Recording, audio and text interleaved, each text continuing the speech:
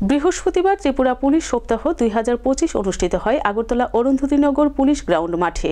উপস্থিত ছিলেন মুখ্যমন্ত্রী ডক্টর মানিক সাহা, পুলিশের মহানির্দেশক অমিতাভ রঞ্জন, রাজ্যের মুখ্য সচিব সহ অন্যান্যরা।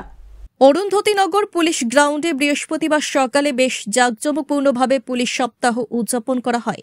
পুলিশ সপ্তাহ অনুষ্ঠানে প্রধান অতিথি হিসেবে উপস্থিত ছিলেন মুখ্যমন্ত্রী ডক্টর মানিক সাহা। অনুষ্ঠানে পুলিশ প্যারেডে অংশগ্রহণ করে মুখ্যমন্ত্রীকে অভিবাদন জানান পুলিশ কর্মীরা। পুলিশ সপ্তাহে অভিবাদন গ্রহণ করে মুখ্যমন্ত্রী বক্তব্য রাখতে গিয়ে বলেন, এটি পুলিশের কাছে খুবই গৌরবান্বিত দিন। তিনি বলেন, অসহায় মানুষের কাছে ন্যায় বিচার পাইয়ে দিতে পুলিশের ভূমিকা অপরিসীম। ত্রিপুরার পুলিশ অত্যন্ত বিচক্ষণতার সঙ্গে রাজ্যের আইন শৃঙ্খলা রক্ষায় কাজ করে চলেছে বলে তিনি উল্লেখ করেন। রাজ্যে অপরাধ প্রবণতা চিত্র তুলে ধরতে গিয়ে মুখ্যমন্ত্রী বলেন, 2023 সালের তুলনায় 2024 সালে অবরোধ প্রবণতা 19.4% কমেছে। পুলিশের সক্রিয় ভূমিকার ফলেই তা সম্ভব হয়েছে বলে এদিন তিনি উল্লেখ করেন।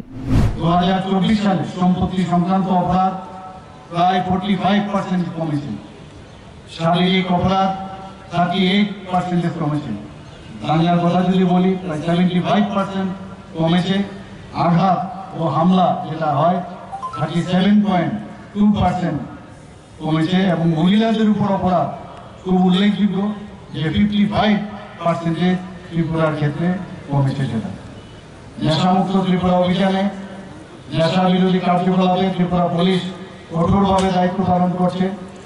গত 3 বছরে এনডিপিএস এর মামলা প্রায় 1666টি এবং 3079 জনকে গ্রেপ্তার করা হয়েছে।